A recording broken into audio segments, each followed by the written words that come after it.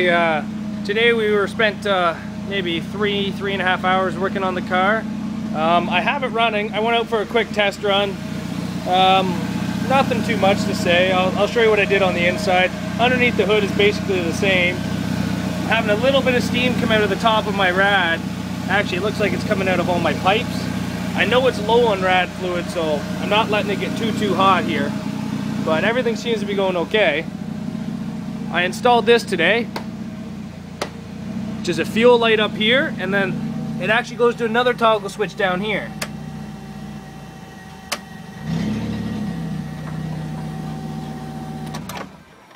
And then I got the switch and the dead man switch. So I've set the fuel pump up today. I've set up the roll cage. I got the light in. I left enough room to fill in the sunroof because I'm pretty sure with our rules up here in Canada we have to have the sunroofs filled in. I don't know if I got to put a full sheet of steel or if I can just, I don't know, put mesh or something there. I don't know. We'll see. Okay, so what have I done today? Up here is all the same, like I was saying. On the inside, I got my battery just thrown in there now. I would not recommend these cheap connections right here from Canadian Tire because they always seem to get the egg smell when I am trying to turn it on, the rotten egg smell, and they just don't last very well. They're all shit. I need to find better ones, but as you can see, I have the vice grips on there to ensure the good connection. And then I also have the fuel pump positive running off of this. And I got a dead man switch to turn the battery on and off to make sure there's no drains whatsoever when the car is not running. That's the #1 rules in derbies. When your battery's dead, you're dead. Your car can be in still great shape and the battery die and you try to start it again after taking one wrong hit and dumping the clutch or something and you cannot start it, you are dead.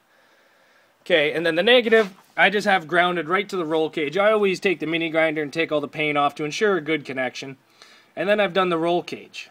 Now, the Cavaliers and Sunfires have this nice little step right along the insides of the doors. That is great to do that too. Now on the driver's side, I'm actually probably going to go to that flat spot in there so I have a higher brace just in case someone hits you and you're not expecting it. And then I got my crossbar going from pillar to pillar, and then I got a gas tank protector. Now our rules in Ontario for impact, thrill show, I don't know if Extreme's got the rule, but the rule is your gas tank protector can be no more than 26 inches wide. So mine's about 18 inches wide right there. So I think it's like 17 and a half because that was the size of the steel I found.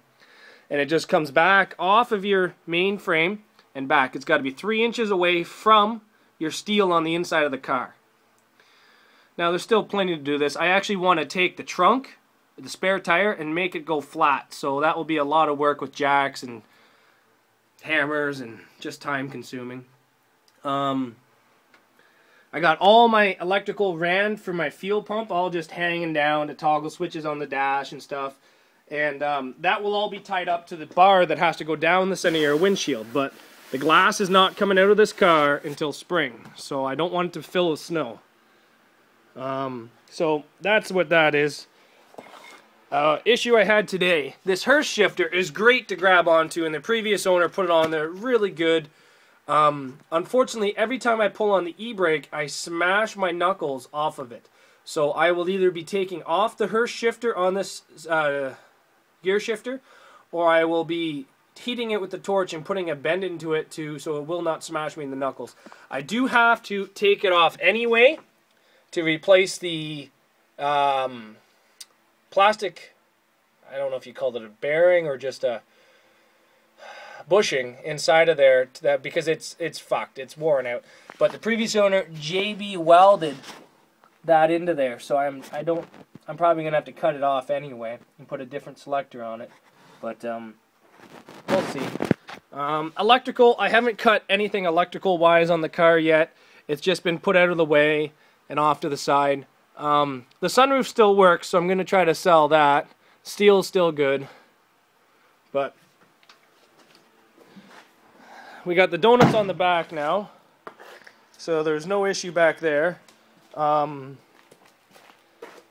yeah, that's all I've really done maybe I'll put up a video tomorrow on YouTube of my girlfriend out driving the car. But so, just like any other car, turn on the dead man switch. Computer boots right up. Fuel pump, clutch.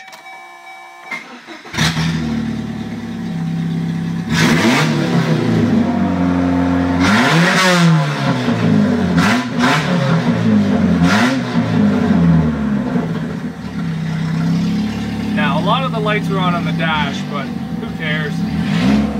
It's all because I broke the shit off. I broke all the windshield wiper and blinkers all off because they're just a pain in the ass.